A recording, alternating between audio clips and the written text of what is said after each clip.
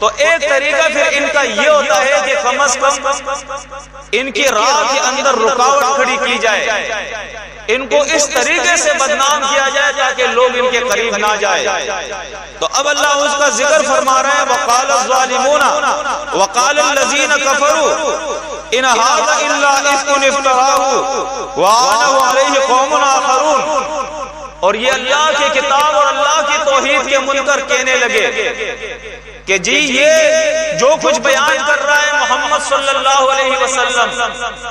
یہ تو اس نے اپنے طرف سے جھوٹ گڑا ہوا ہے، پرانے لوگوں کی قصے کہانیاں ہیں جو یہ ہمارے سامنے بیان کر رہا ہے۔ اس کے پاس کوئی آتا ہے، اس کا استاد اور اس کو تعلیم دیتا ہے، پڑھاتا ہے، اور وہی چیزیں جو ہے اکتتبھا فہی تملی علیہ بکرۃ واصیلا، جو صبح اور شام آ کے اس کے پاس پڑھاتا ہے وہ چیزیں یہ لکھتا ہے اور پھر ہمارے سامنے بیان کرتا ہے، پھر کہتا ہے کہ اللہ نے نازل فرمائی ہے۔ اللہ فرماتا ہے قل ان سے کہو میرے رسول انزلہ الذی یعلم السر فی السماوات والارض، اس کتاب کو اس ہستی نے اتارا ہے جو آسمانوں اور زمین کی غیب کو جانتی ہے، وہ ہستی۔ انہ کان غفورا رحیما، ان پروپیگنڈوں سے باز آ جاؤ، وہ بڑا بخشنے والا اور رحم کرنے والا ہے۔ اللہ کی کتاب کی طرف پلٹو، اپنی اصلاح کرو، وہ تمہیں معاف کر دے گا تمہارے پچھلے گناہوں کو۔ دوسری بات انہوں نے پھر کی، بجائے اصلاح کے دوسری بات انہوں نے کی، قرآن کہتا ہے وَقَالُوا مَا لِهَذَا الرَّسُولِ يَأْكُلُ الطَّعَامَ وَيَمْشِي فِي الْأَسْوَاقِ، یہ کیسا پیغمبر ہے جو کھانا کھاتا ہے، جو بازاروں میں چلتا پھرتا ہے، تجارت کرتا ہے، کاروبار کرتا ہے، یہ تو عجیب سا پیغمبر ہے۔ یعنی آپ دیکھیں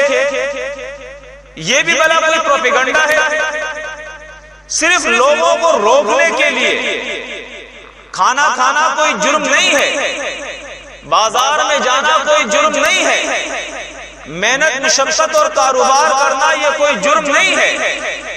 لیکن انہوں نے یہ بھی پروپیگنڈا کیا کہ یہ کیسا رسول ہے، یہ تو کھانا کھاتا ہے، بازاروں میں جاتا ہے۔ لولا انزل الیہ ملک فیکون معہ نذیرا، اس کے پاس کوئی ملک کیوں نہیں آتا جو اس کے ساتھ گھومے اور لوگوں کو ڈرائے جس طرح یہ ڈراتا ہے، ساتھ ساتھ چلے تاکہ ہمیں پتہ لگے ہاں واقعی اللہ کا رسول ہے۔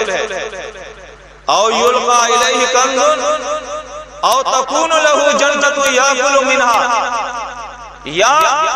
یہ ہمارے طرح غریب آدمی ہے، اگر یہ اللہ کا رسول ہے تو اللہ خزانہ کیوں نازل نہیں کرتا اس کے اوپر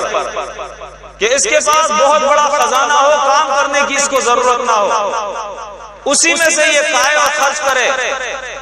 اور اس کے تو باغات ہونے چاہیے جس میں سے یہ کھائے اور پیے، تیار کھانا اس کے لیے آنا چاہیے۔ آگے اللہ فرماتا ہے وَقَالَ الظَّالِمُونَ إِن تَتَّبِعُونَ إِلَّا رَجُلًا مَسْحُورًا، اور ظالم کہتے ہیں صحابہ کرام کو کہ تم تو ایک ایسے شخص کی پیروی کر رہے ہو جو مسحور ہے، اس کے اوپر کسی نے جادو کر دیا ہے، یہ تو سحر زدہ ہے، اس کا تو علیاذ باللہ دماغ سٹیا گیا ہے، کہتا کچھ ہے کرتا کچھ ہے، اس کو تو اپنے حالات کا بھی پتہ نہیں ہے، تم ایسے رسول کی پیروی کرتے ہو۔ ذرا دیکھیں قرآن مجید ان کی وہ تضاد بیانی ذکر کرتا ہے، کبھی کہتے ہیں یہ ساحر ہے، سورۃ انبیاء کے اندر اللہ نے ذکر کیا ہے، کبھی کہتے ہیں یہ ساحر ہے، کبھی یہ کہتے ہیں مسحور ہے، یعنی ایک طرف کہتے ہیں یہ ساحر ہے، جادو کرتا ہے، اس لیے لوگ اس کے دام میں آ جاتے ہیں، تو دوسری طرف کہتے ہیں یہ مسحور ہے، اس پر کسی نے جادو کر دیا ہے،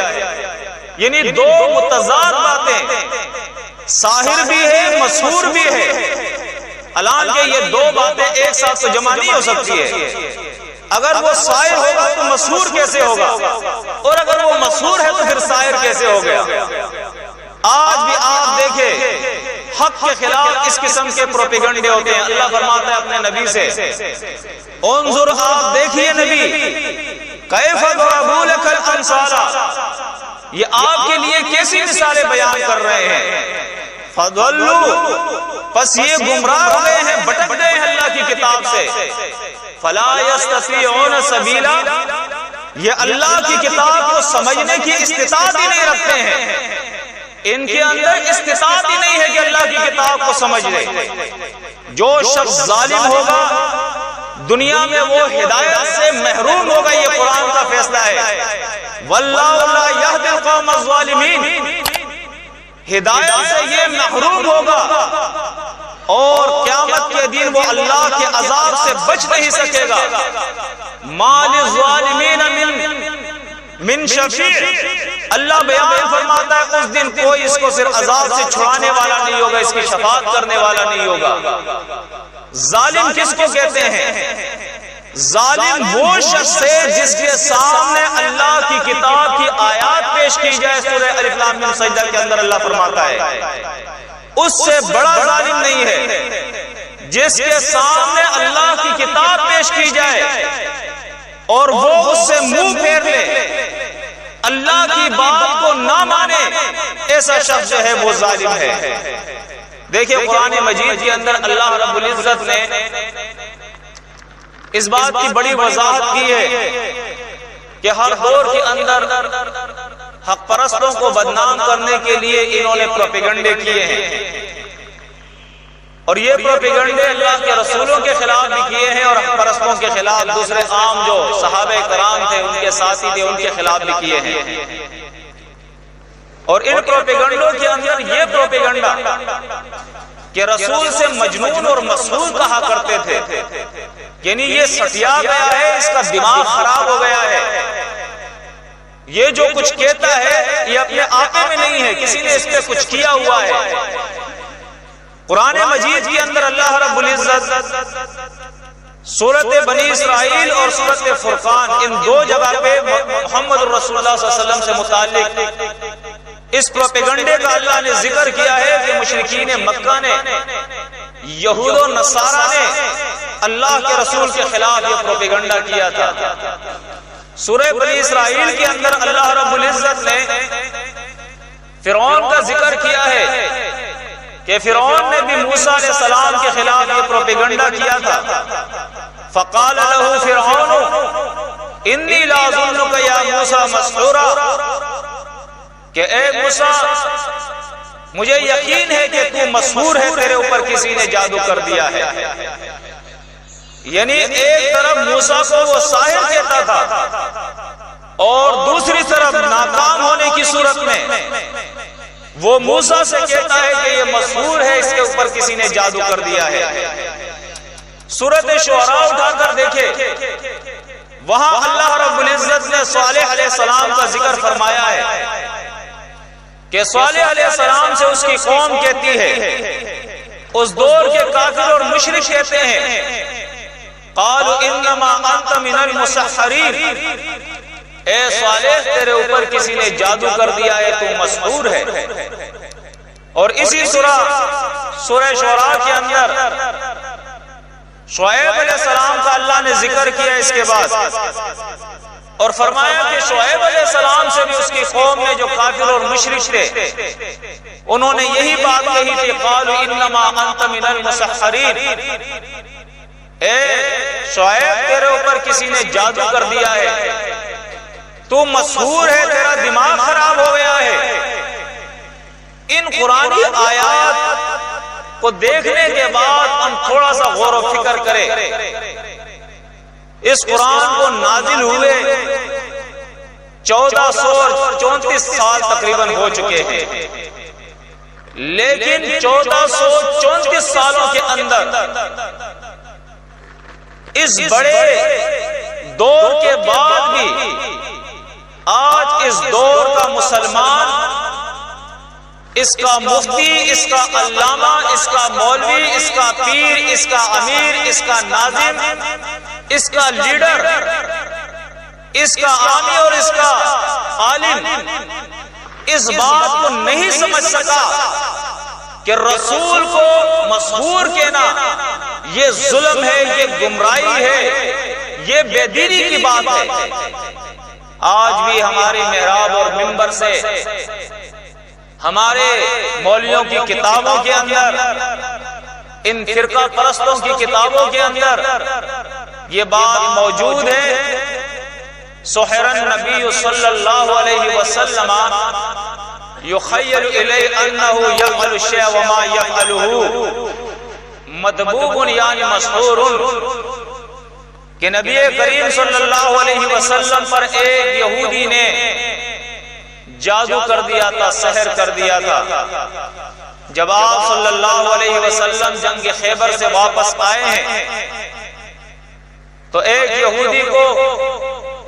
اشرفیاں دی گئی ہے اور اس سے مطالبہ کیا کہ تم محمد کے اوپر سحر کر دو۔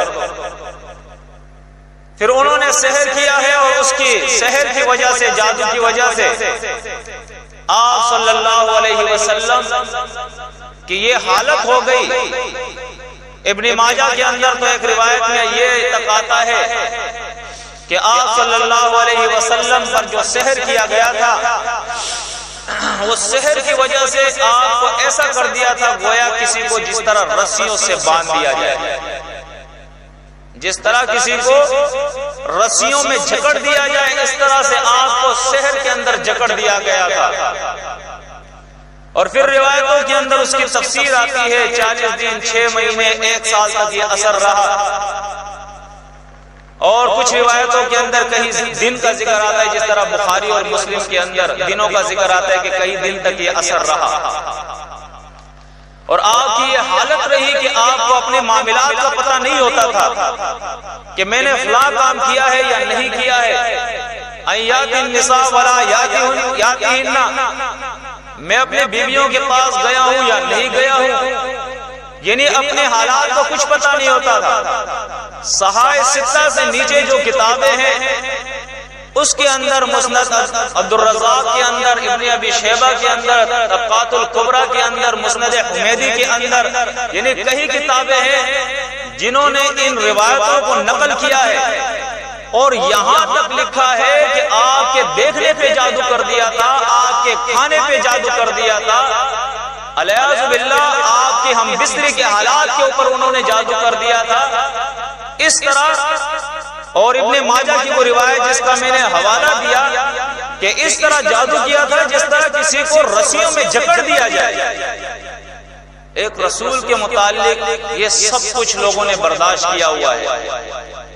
جس رسول کے بارے میں قرآن وضاحت کر رہا ہے کہ جو رسول کو مسحور کہے، سحر زدہ کہے، رسول پر سحر مانے، جادو مانے، ایسے لوگ ظالم گمراہ ہیں، اور اللہ کی کتاب کو سمجھنے کی توفیق نہیں ان کو ملی، ان کے اندر استطاعت نہیں ہے کہ اللہ کی کتاب کو سمجھ سکے۔ میرے قوم کے بھائیوں، میرے عزیز ساتھیوں، قرآن مجید نے اس باطل عقیدے کہ اس طرح سے دلائی کی ہے، اس طرح سے اس کے ایک ایک جز کو الگ کر دیا ہے، اس کے ہر باطل گوشے کو اس طرح سے واضح کر دیا ہے، آشکارا کر دیا ہے کہ اس بات کی اب گنجائش نہیں کہ کوئی شخص یہ عقیدہ بنائے، اپنے آپ کو اہل ایمان کہتا ہوا، اپنے آپ کو اہل تحقیق کہتے ہوئے، اپنے آپ کو حق پرست کہتے ہوئے کہ وہ سحر کے اندر یا اثر مانے یا اللہ کے رسول کے اوپر سحر کا اثر مانے، اس بات کی گنجائش نہیں ہے۔ قرآن نے اس مسئلے کو دوڑ دو چار کی طرح بالکل واضح کر دیا ہے۔ اس لیے یہ کتاب جو ہے، اس کتاب کو قرآن کہتا ہے یہ نور ہے، نور، اور نور کا کام ہوتا ہے اندھیرے میں روشنی کرنا تاکہ ہر چیز کھل کر سامنے آ جائے، نظر آ جائے۔ تو چونکہ سحر کا مسئلہ بھی قرآن نے بیان کیا ہے، اب یہ الگ بات ہے کہ قرآن مجید بیان فرماتا ہے یضل بہ کثیرا ویہدی بہ کثیرا وما یضل بہ الا الفاسقین، کہ اس کتاب کے ذریعے کچھ لوگ ایسے ہیں کہ وہ ہدایت دیتے ہیں اور کچھ لوگ ایسے ہیں کہ وہ اس کے ذریعے گمراہ بھی ہو جایا کرتے ہیں۔ اس لیے کہ جو لوگ اس کتاب پر ایمان رکھتے ہیں وہ تو اس کی ہر بات کو حق کہتے ہیں، لیکن جو لوگ گمراہ ہوتے ہیں وہ اس کتاب کے اندر نقطے نکالتے ہیں کہ کیا میرا حضرت نہیں سمجھتا، اس نے تو کتاب میں یہ لکھا ہے، کیا وہ روایت صحیح نہیں ہے، روایت میں تو یہ آیا ہے، کیا وہ فلانا مفسر نہیں سمجھتا، اس نے تو دیکھو یہ بات لکھی ہے۔ کیا اتنے لوگ نہیں سمجھتے ہیں؟ لوگ تو یہ کہتے ہیں۔ قرآن مجید اس چیز کو بالکل واضح کرتا ہے کہ دیکھو ان توتی اکثر من فی الارض یضلوک عن سبیل اللہ وان کثیرا لیضلون باہوائہم، کہ اگر تم اکثریت کے پیچھے جاؤ گے تو اللہ کی کتاب سے گمراہ ہو جاؤ گے۔ اس لیے کہ اکثریت کا حال یہ ہے کہ وہ وحی کے بجائے اپنے خواہش کی پیروی کرتے ہیں۔ کثرت سے لوگ اپنے خواہش کی پیروی کرتے ہیں۔ جو شخص خواہش کی پیروی کرے گا کہ حضرت نے لکھا ہے اور اعلیٰ حضرت نے لکھا ہے، اکثریت کا عقیدہ ہے اور بڑے بڑے علماء کا عقیدہ ہے، یہ کوئی دلیل نہیں ہے۔ دیکھیں میں آپ کے سامنے ایک مثال بیان کرتا ہوں، کئی مثالیں ہیں، اللہ رب العزت اپنی کتاب مجید کے اندر اس کی وضاحت کرتا ہے۔ اس میں سے ایک مثال میں آپ کے سامنے بیان کرتا ہوں۔ اللہ رب العزت اپنے رسول داؤد علیہ السلام کا ذکر فرماتے ہیں کہ داؤد علیہ السلام کے پاس دو اشخاص آئے ہیں فیصلے کے لیے۔ داؤد علیہ السلام نے ایک کی بات سنی اور دوسری کی ابھی نہیں سنی اور فیصلہ سنا دیا۔ اب اللہ فرماتا ہے ہم نے وہی نازل کی داؤد کے طرف، یا داؤد انا جعلناک خلیفۃ فی الارض، کہ داؤد ہم نے آپ کو زمین کے خلیفہ بنایا ہے۔ دیکھیں رسول ہے اللہ کا، آپ کا کام ہے اللہ کی کتاب کا اجرا کرنا، لوگوں کو اللہ کی کتاب کے مطابق لوگوں کے فیصلے کرنا حق کے ساتھ۔ فاحکم بین الناس بالحق، حق کے ساتھ آپ فیصلہ کریں۔ ولا تتبع الہوی، آپ ہوا کی یعنی اپنے دل کی آپ پیروی نہ کریں کہ دل جو کہتا ہے آپ نے فیصلہ سنا دیا۔ آپ بھی پابند ہے اللہ کی کتاب اور اللہ کے وحی کی۔ دیکھیں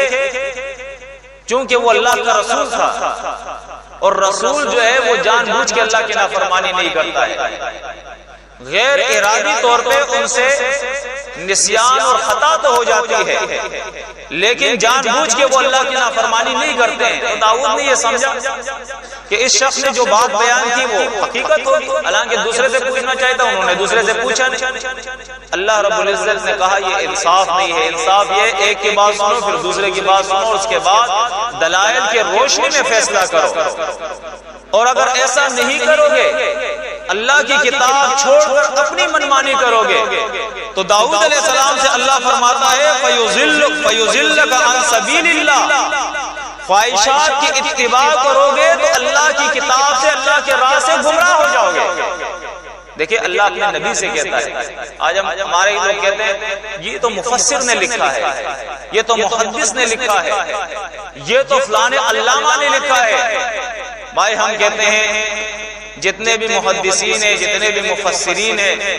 جتنے بھی علماء ہیں، جہاں تک جس کے بارے میں ہمیں معلوم ہے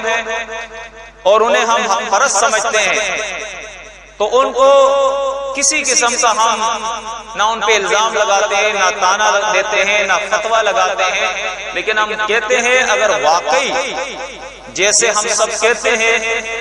وہ اچھا آدمی گزرا ہے تو اچھا آدمی قرآن کی مخالفت نہیں کرتا ہے، یقینی طور پہ پھر اس کی کتاب میں کسی نے یہ بات گھسا دی ہے، دس ہو گیا ہے، اس کے اندر ادخال ہو گیا ہے، کسی کی طرف سے ملاوٹ ہو گئی ہے، کسی کی طرف سے، یہ اس کی بات پھر نہیں ہو سکتی ہے۔ اس لیے کہ نیک آدمی کی نشانی یہ ہوتی ہے، قرآن مجید کے اندر اللہ اپنے رسول محمد عربی صلی اللہ علیہ وسلم کے بارے میں فرماتا ہے وَمَا يَنْتِقُ عَنِ الْهَوَىٰ إِنْ هُوَ إِلَّا وَحْيٌ يُوحَىٰ، یہ محمد اپنے خواہش سے بات نہیں کرتا، یہ وہی کہتا ہے جو اللہ کی طرف سے وہی ہوتی ہے۔ اور اپنے پیغمبر سے اللہ فرماتا ہے اتبع ما اوحی الیک من ربک، کہ آپ کے رب کے طرف سے جو وحی ہوئی ہے آپ اس کی پیروی کریں۔ تو رسول کو پابند کیا گیا ہے۔ جب لوگوں نے مطالبہ کیا اللہ کے رسول سے اتبع قرآن غیر ھذا او بدلہ، کہ اس کتاب کے بجائے کوئی اور کتاب لاؤ یا اس کے اندر کوئی تبدیلی کرو، تو رسول نے کہا کہ میرے اندر ما یکون لی ان ابدلہ من تلقاء نفسی، یہ طاقت نہیں میرے اندر، یہ شان ہی میرے نہیں ہے کہ میں اللہ کی کتاب کے اندر کوئی تبدیلی کر سکوں، یہ پاور میرے پاس نہیں ہے کہ اس میں میں تبدیلی کر سکوں۔ اور سورہ بنی اسرائیل کے اندر، یہ سورہ یونس کے اندر، سورہ بنی اسرائیل کے اندر اللہ فرماتا ہے کہ یہ لوگ، ان کی تو یہ خواہش اور کوشش ہے کہ آپ کو اس وحی سے ہٹا دے، لیکن اگر آپ نے ان کی خواہش پوری کی، اس وحی کو، اس کتاب کو چھوڑ کر ان کی بات آپ نے مانی، تو دگنا عذاب دنیا میں دوں گا اور دگنا عذاب جو ہے وہ موت پر دوں گا، اللہ اپنے نبی سے فرماتا ہے۔ اور سورہ الحاقہ کے اندر اللہ فرماتا ہے اگر اس رسول نے اپنے طرف سے کچھ بنا کر ہمارے ذمہ لگایا، ہمارے کھاتے میں ڈال دیا، بات اس کی تھی اور اس نے یہ کہہ دیا کہ یہ اللہ کی بات ہے، لیکن رسول کے بارے میں اللہ فرماتا ہے وَلَوْ تَقَوَّلَ عَلَيْنَا بَعْضَ الْأَقَاوِيلِ، اللہ فرماتا ہے کہ اپنی کچھ باتیں جو اس کی اپنی ہو اور وہ میرے طرف اگر اس نے منسوخ کی تو اس کا دایاں ہاتھ میں پکڑوں گا اور اس کی گردن کے رگ میں کاٹ دوں گا اور کوئی بچانے والا اس کو نہیں ہوگا، رسول سے اللہ فرماتا ہے۔ تو آپ دیکھیں یہ دین اسلام، اللہ کی کتاب کتنی مضبوط بات کر رہا ہے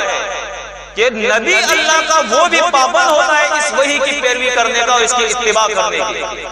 آج من گڑت اور جھوٹی روایتیں پیش کرتے ہیں کہ جی یہ تو بخاری میں آیا، اور بخاری جو اصح الکتب بعد کتاب اللہ، وہ تو اللہ کی کتاب کے بعد سب سے صحیح کتاب ہے۔ ہم کہتے ہیں کم از کم یہ تو مان لو کہ اللہ کی کتاب کے بعد وہ سب سے صحیح ہے۔ جب بخاری کی روایت اور اللہ کی کتاب کی آیت کے اندر کوئی اختلاف آ جائے، ٹکراؤ آ جائے، پھر تو کم از کم ایمان کا تقاضا ہے کہ اللہ کی بات مان لو، قرآن کی بات مان لو۔ اب بخاری کی روایت میں آتا ہے مطبوب یعنی مسحور، اللہ کے رسول مسحور تھے، اور قرآن کہتا ہے وقال الظالمون ان تتبعون الا رجلا مسحورا، جو کہتا ہے نبی مسحور ہے وہ ظالم ہے۔ اب تو مان لو کہ یہ روایتیں باطل ہے، اور اسی لیے دیکھو محدثین نے جہاں روایتوں کو جمع کیا ہے وہاں روایتوں کے لیے جرح اور تعدیل کے اصول بھی بنائے ہیں کہ آنکھیں بند کر کے روایتیں نہیں ماننا، ہمارے ذمہ نہیں لگانا، ہمیں تو جو مل گیا تھا ہم نے لکھ لیا تھا، یہ ہم نے امانت میں کوئی خیانت نہیں کی ہے۔ آگے تم اس کی سند کو دیکھو، اگر صحیح ہے تو لے لو، اس کے متن کو دیکھو، اگر قرآن کے مطابق ہے تو لے لو، یہ نہیں کہ کل یہ کہو کہ یہ تو امام بخاری لائے تھے، وہ بہت بڑے محدث گزرے ہیں، ہمارے ذمہ نہ لگانا۔ تمام محدثین، فقہاء، مجتہدین، علماء سلف نے یہ بات اپنی کتابوں اور اقوال کے اندر جو ہے صاف طور پہ بیان کر دی ہے کہ ہم خود قرآن اور سنت کے پابند ہیں، ہماری کوئی بھی بات اگر قرآن اور سنت کے خلاف ہو تو اس کو دیوار پر مار دو، ہمارے طرف اس کو منسوخ نہ کرنا، ہم اس کے ذمہ دار نہیں ہیں۔ پھر